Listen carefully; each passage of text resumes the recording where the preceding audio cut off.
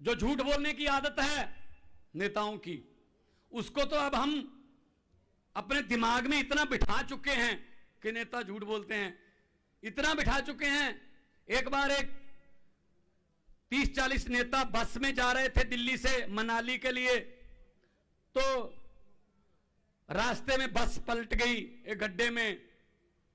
नेताओं की झूठ बोलने की आदत को लोगों ने कितना ज्यादा अपना लिया, इस बात की बहुत अच्छी एग्जाम्पल है, उदाहरण है। बस पलट गई एक गड्ढे में, 30-40 नेता थे उसमें। तो एक किसान खेतों में काम कर रहा था, उसने बस के ऊपर मिट्टी डाल दी। पुलिस वालों ने सर्च करना शुरू किया, उसी किसान से पूछा भाई इस रंग की और इस नंबर की बस थी, आपने देखी है? कहता हाँ। कहते कहाँ गई? कहते इस गड्ढे में पलट गई थी। कहता अब कहाँ गई? कहता मैंने ऊपर मिट्टी डाल दी। तो पुलिस वालों ने पूछा कि क्या उसमें सवार सभी नेता मर गए थे? तो किसान बोला सभी नहीं मरे थे, अभी 25-30 जोर जोर से चिल्ला रहे थे हम अभी जिंदा हैं, हमें बाहर निकालो। मैंने सोचा नेता हैं, झूठ ही बोल रहे होंगे, मिट्टी डालो। हम ये भी यकीन करने के लिए तैयार नहीं है कि ये जिंदा हैं। ये हालत कर दी है इन्होंने अपनी। ये जानबूझकर हमें अनपढ़ रखना चाहते हैं, ये नहीं चाहते गरीब का बच्चा पढ़ जाए। हमें वो टीचर ही नहीं मिलते जो अफसर बनाते हैं, हमें वो किताबें ही नहीं मिलती जो अफसर बनाती हैं, हमें वो स्कूल ही नहीं मिलते जो अफसर बनाते हैं। जानबूझकर ये हमको गरीब रखते हैं। क्यों? क्योंकि इनको पता है अगर गरीब का बच्चा पढ़ गया वो फर्स्ट आएगा, वो बड़ा अफसर बन जाएगा। अगर वो अफसर बन गया वो घर की गरीबी हटा देगा, और घर की गरीबी हट गई तो इनके महलों, इनकी कोठियों के सामने सुबह सुबह हाथ में अर्जियां लेकर लाइन बनाकर हाथ जोड़कर कौन खड़ा होगा भाई साहब? इसलिए अभी मैं एक चैलेंज करता हूं, इसी मोहल्ले के 3 अच्छे बच्चे ले लेते हैं सैंपल के तौर पे। 3 अच्छे बच्चे जो पढ़ाई में होशियार हैं, 3री 4थी 5वीं क्लास में पढ़ते हैं, 3 बच्चे पिक कर लेते हैं।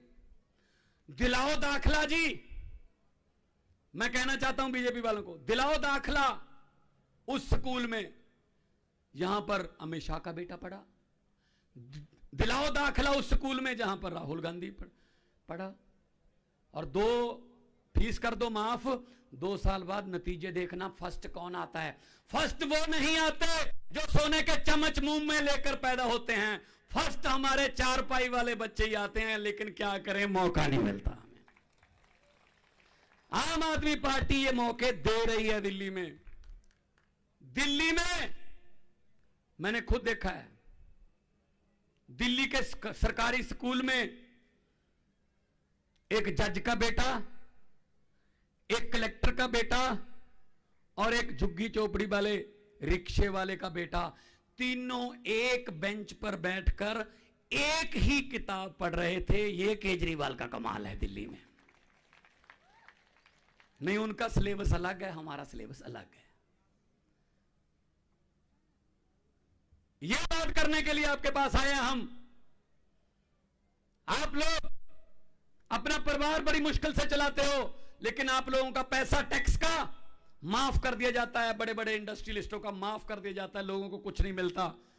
बड़े नारे देते थे, बहुत हुई महंगाई की मार, अब की बार फलां सरकार।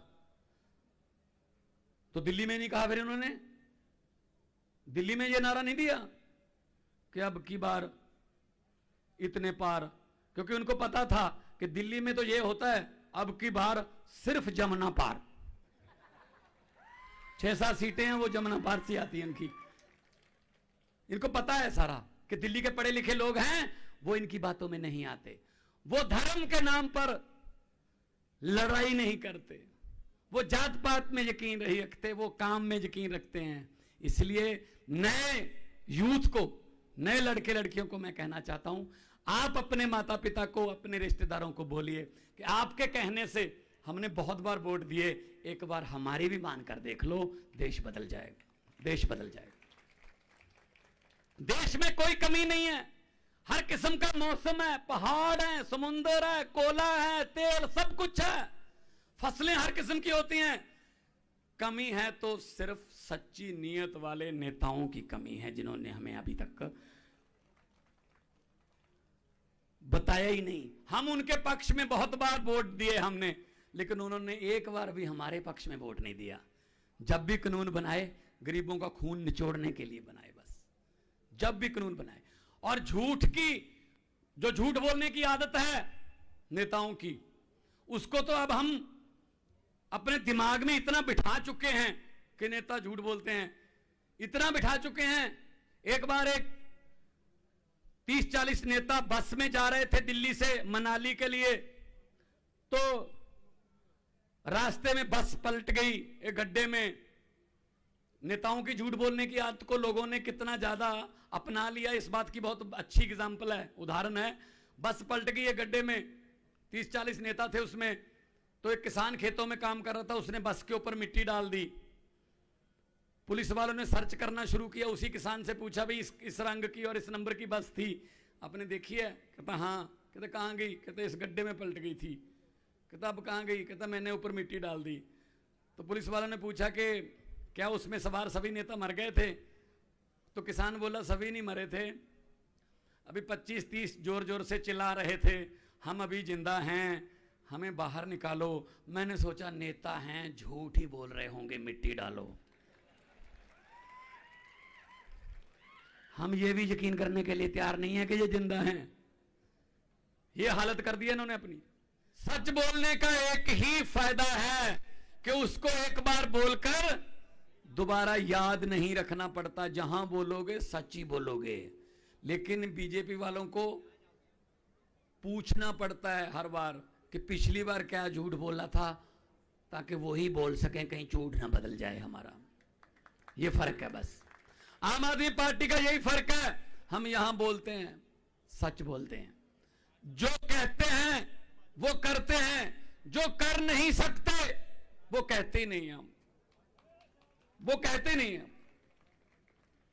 आज इस जन सैलाब को देखकर बहुत खुशी इस बात की हो रही है कि लोग बाहर निकले हैं। पहले तो इन्होंने डर पैदा कर रखा है, वहां नहीं जाना, आप वहां जाओगे तो आपकी नौकरी को खतरा, वहां जाओगे तो वहां प्रोग्राम नहीं होने देंगे, हम साउंड बंद कर देंगे, हॉल की परमिशन कैंसिल कर देंगे, बुकिंग कैंसिल कर देंगे। सबसे पहले तो मुझे इस बात की खुशी है कि आपकी हिम्मत जो है, आप सिस्टम के खिलाफ बाहर निकले हैं। बहुत भारी संख्या में मुझे महिलाएं नजर आ रही हैं, माएं बहनें नजर आ रही हैं। यह बहुत ज्यादा खुशी की बात है और मैं आपको यह कहना चाहता हूं, जरूर निकलिए। आप भी राजनीतिक रैलियों में आइए, सुनिए, क्योंकि चूल्हे की हालत सबसे ज्यादा, रसोई की हालत सबसे ज्यादा आपको पता है कि कौन क्या कहता है।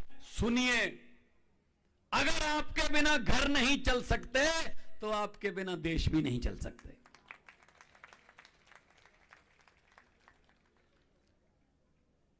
आज हालत यह है कि पक्का नहीं पता गरीब को आज शाम को खाना मिलेगा या नहीं मिलेगा। हां, टैक्स माफ हो रहे हैं, कर्जे माफ हो रहे हैं, आम लोगों के नहीं, अपने दोस्तों के, बड़े बड़े आदमियों के।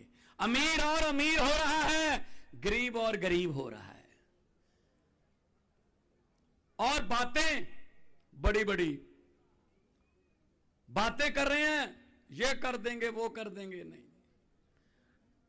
अमली रूप नहीं दिया गया उन चीजों को। पंजाब में 6 महीने हो गए हमारी सरकार बने हुए। पहले 2 पार्टियां थी पंजाब में, अकाली दल और बीजेपी इकट्ठे और कांग्रेस। 5 साल वो 5 साल वो। लोग एक पार्टी से दुखी होकर दूसरी के पास जाते थे, दूसरी से और भी ज्यादा दुखी होकर फिर पहली के पास आते थे। जब से आम आदमी पार्टी आई है, लोगों ने दोनों पार्टियों को नकार दिया है। 117 सीटें हमारे यहां, 92 विधायक आए हैं हमारे, 92, और 92 में से 82 82 पहली बार जीते हैं। नए लड़के लड़कियां, आपके बेटे बेटियां क्यों नहीं बन सकते एमएलए विधायक? आपके बेटे बेटियां चेयरमैन क्यों नहीं बन सकते? आपके बेटे बेटियां मंत्री, आपके बेटे बेटियां बड़े बड़े पदों पर क्यों नहीं जा सकते? इन्होंने ठेका ले रखा है क्या कि हमारे वाले ही जाएंगे? आम आदमी पार्टी ने यह मुमकिन करके दिखाया है कि आम लोगों के बेटे बेटियां विधानसभा में, लोकसभा में, राज्यसभा में जा सकते हैं। सब्जियों की कीमतें बढ़ती हैं तो गरीब के चूल्हे की आग बंद हो जाती है। इनको गरीब के चूल्हे की आग नजर नहीं आती क्योंकि ये बहुत ऊंचे उड़ रहे हैं, ये आसमान में उड़ रहे हैं, ये अहंकार के जहाज पर सवार हैं। अहंकार, अहंकार हो गया इनको अहंकार हो गया कि हम वक्त को बदल देंगे। ये गलतफहमी है इनकी। बड़े बड़े आए वक्त को बदलने के लिए। रावण ने काल अपनी चारपाई के पावे के साथ बांध लिया था, लेकिन काल फिर भी आ गया था। तो ये गलतफहमी में है कि हम लोगों को खरीद लेंगे, जब लोगों को झूठे सपने दिखाकर लोगों का वोट बटोर लेंगे। ये गलतफहमी में है। फ्री की रेवड़ी कहते, फ्री की रेवड़ी तो फिर हर व्यक्ति के खाते में 15 लाख वाला पापड़ किसने बेचा था? वो मिल गए? मिल गए? नहीं मिले ना, पंजाब में भी नहीं मिले।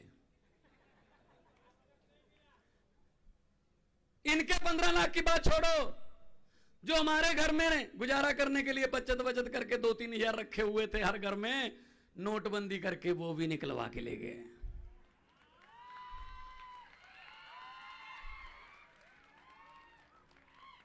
और सबसे ज्यादा नोटबंदी का भुगतना पड़ा महिलाओं को, माओ बहनों को।